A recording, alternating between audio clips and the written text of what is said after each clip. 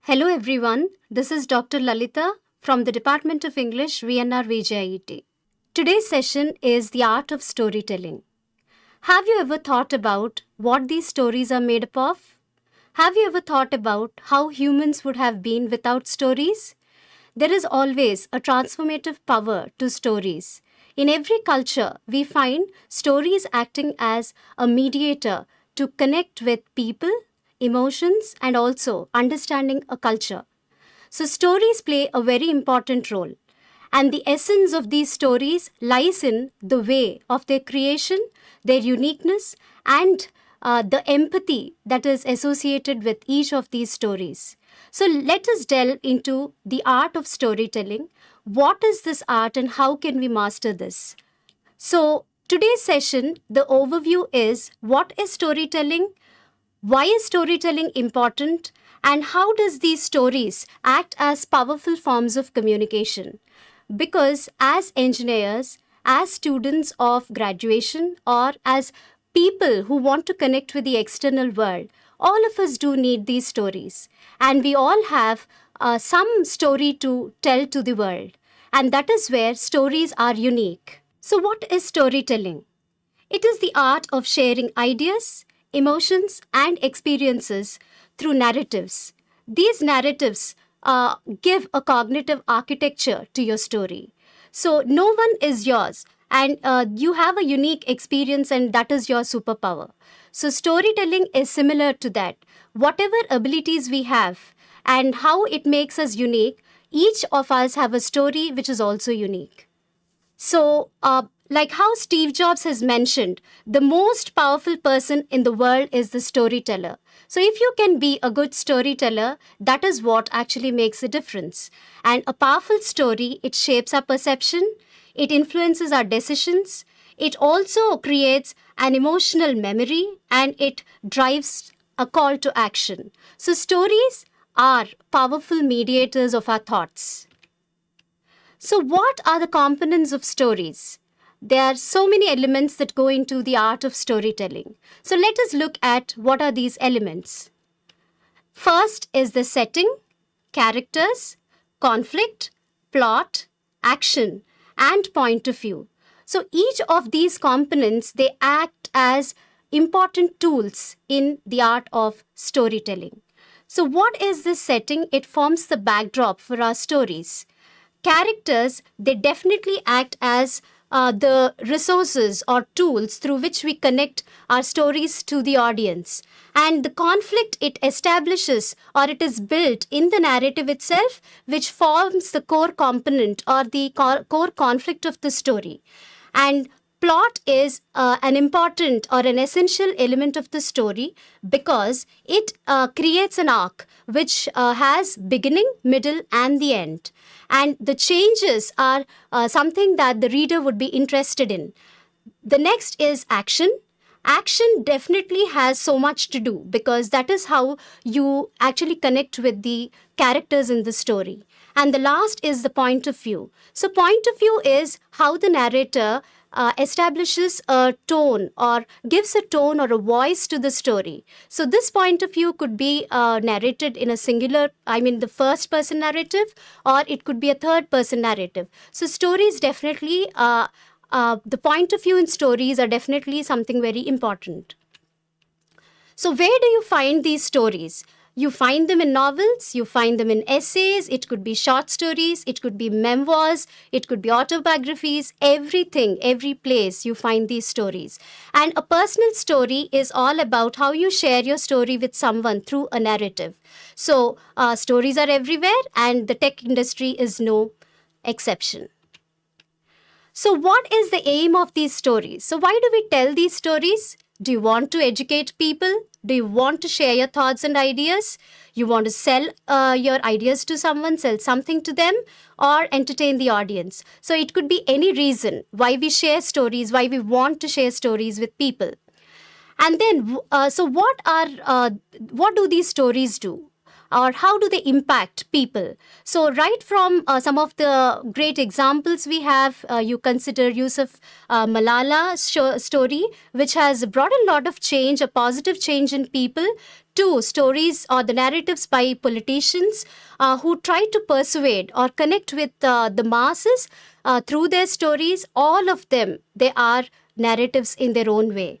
And these stories, they also teach. It is not just something that happens in a classroom, it also goes beyond that at the workplace and in life as well.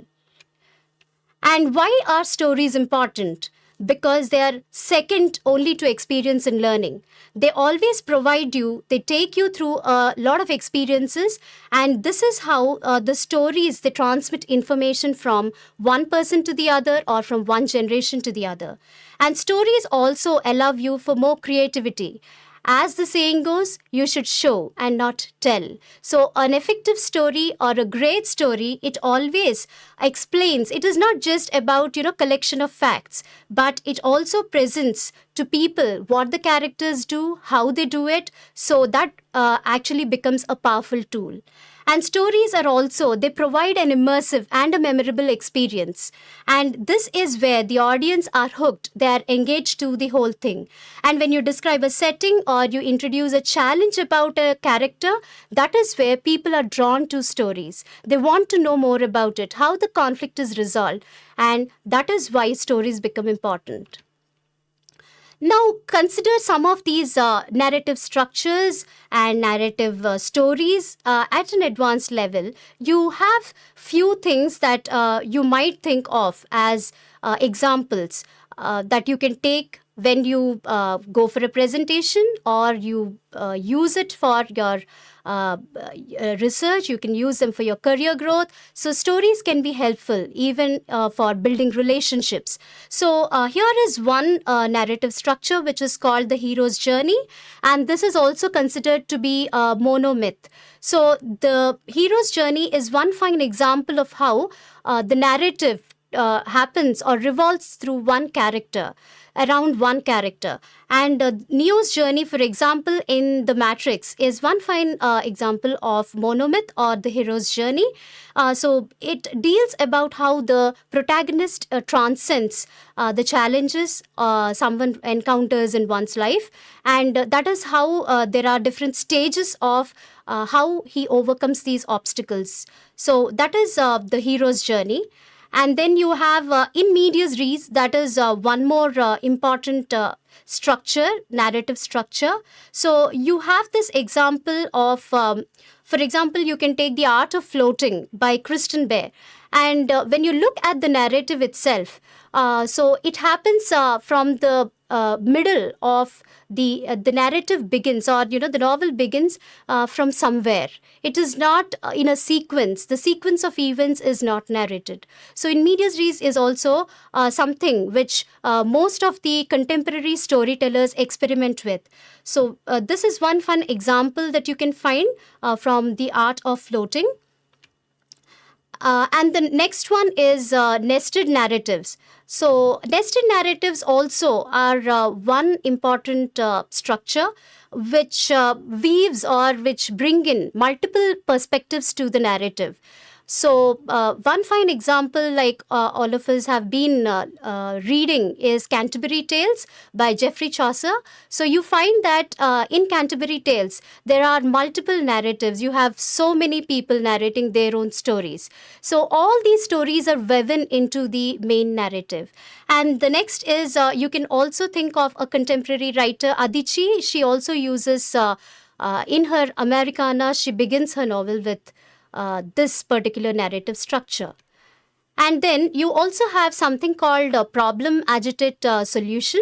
So in this structure, you directly begin with or start thinking of what the problem exactly is. So usually these kind of narratives are used in business settings. You also have this when you want to offer a particular solution.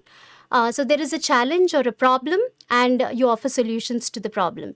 So the problem setting and solution, So when you look at this fine example, which is about Claude Hopkins and how he introduced people to Pepsodent. So the toothpaste, something that Americans were not used to this habit initially, and the whole story or the thought that went into the making of this particular narrative, actually it brought about a lot of change in the Americans, and you find that the impact that it created on people is something remarkable.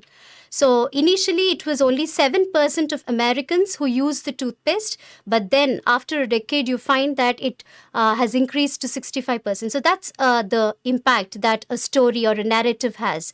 So the power of narratives is felt at every point.